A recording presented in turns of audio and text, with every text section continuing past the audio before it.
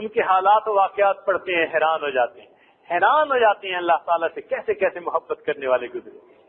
مالک ابن دینار رحمۃ اللہ علیہ عجیب ایک واقعہ فرماتے ہیں کہ گرمیوں کا موسم تھا، چلچلاتی دھوپ تھی، دوپہر کا وقت، حتیٰ کہ پرندے بھی درختوں کے پتوں کے سائے میں جا کر بیٹھ گئے تھے، انسان اپنے گھروں میں ٹھہر گئے تھے، جانور بھی چلتے نظر نہیں آتے تھے، پرندے اڑتے نظر نہیں آتے تھے، اتنی سخت گرمی کے عالم میں فرماتے ہیں میں نے ایک نوجوان کو دیکھا جو دونوں پاؤں سے معذور تھا، دونوں ٹانگوں سے معذور تھا کہ وہ تپتے زمین کے اوپر اپنے ہاتھ رکھتے ہوئے آگے آگے گھسٹ رہا تھا۔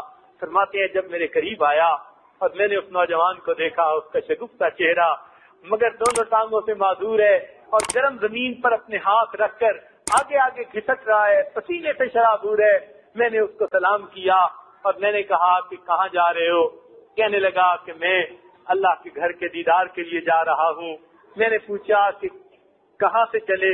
کہنے لگا کہ میں فلاں ملک سے چلا ہوں۔ میں نے پوچھا کتنا وقت لگا؟ کہنے لگا کہ مجھے اپنے گھر سے چلے ہوئے 2 سال گزر رہے ہیں۔ مالک ابن دینار، میں 2 سال سے اپنے ہاتھوں کے بل گھسٹ کر اپنے مالک کے گھر کی طرف جا رہا ہوں، پسینے سے شرابور۔ میں نے کہا کہ تم تھوڑی دیر آرام کیوں نہیں کر لیتے؟ کہنے لگا دوسرا مالک ابن دینار، میں تمہیں عقل مند سمجھتا تھا، مگر تم نے تو کہا کہ آرام کر لو۔ ارے جس کو اپنے محبوب کو راضی کرنے کی فکر لگی ہوئی ہو وہ بھلا کیسے اطمینان کے ساتھ بیٹھ سکتا ہے؟ اور تم تو پاؤں سے چل کے جا سکتے ہو، مجھے تو گھسٹ کے جانا ہے، میرے پاس وقت تھوڑا ہے، اس لیے میں اپنے وقت کو ضائع نہیں کرنا چاہتا۔ مالک ابن دینار رحمۃ اللہ علیہ فرماتے ہیں میں نے اسے کہا کہ اے نوجوان، اگر تم جانا ہی چاہتے ہو تو کیوں نہیں سواری کا بندوبست کر لیتے، آرام کے ساتھ پہنچ جاؤ گے۔ کہنے لگے اس نے میرے اوپر ایک عجیب اچھٹتی ہوئی نظر ڈالی اور پھر کہا مالک ابن دینار میں عقل مند سمجھتا تھا، اب پتا چلا کہ آپ عقل سے بالکل خالی ہیں۔ میں نے پوچھا نوجوان وہ کہتے؟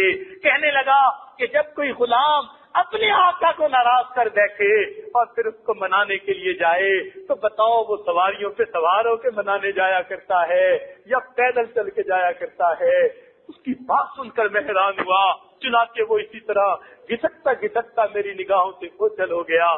فرماتے ہیں میں کافی دیر سوچتا رہا اس بچے کے دل میں اللہ نے کیسی اپنی محبت ڈالی۔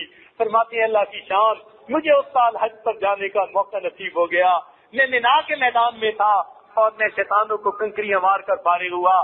جب میں نے دیکھا تو ایک جگہ بڑا مجمع لگا ہوا ہے۔ میں نے لوگوں سے پوچھا کہ یہاں کیا معاملہ؟ وہ کہنے لگے کہ یہاں پر ایک نوجوان ہے، اللہ کی محبت میں عجیب و غریب باتیں کر رہا ہے اور ہم سب اس کی باتیں سن رہے ہیں۔ فرماتے ہیں میں مجمع کثیر کے آگے بڑھا، میں نے دیکھا وہی نوجوان احرام باندھے ہوئے زمین پر بیٹھا ہوا ہے، آسمان کی طرف دیکھ کر اللہ رب العزت سے محبت کی باتیں کر رہا ہے۔ وہ یہ کہہ رہا تھا میرے مولا تیری توفیق سے میں ہاتھوں کے بل گھسٹتا تیرے گھر پہنچا۔ اللہ تو نے مجھے طواف کی بھی توفیق دی، میرے مولا تو نے مجھے عرفات کے میدان میں دعائیں مانگنے کی بھی توفیق دی، تو نے مجھے مزدلفہ کا وقوف بھی عطا کیا۔ اللہ میں نے شیطان کو کنکری مار کر اپنی بیزاری کا بھی اعلان کر دیا۔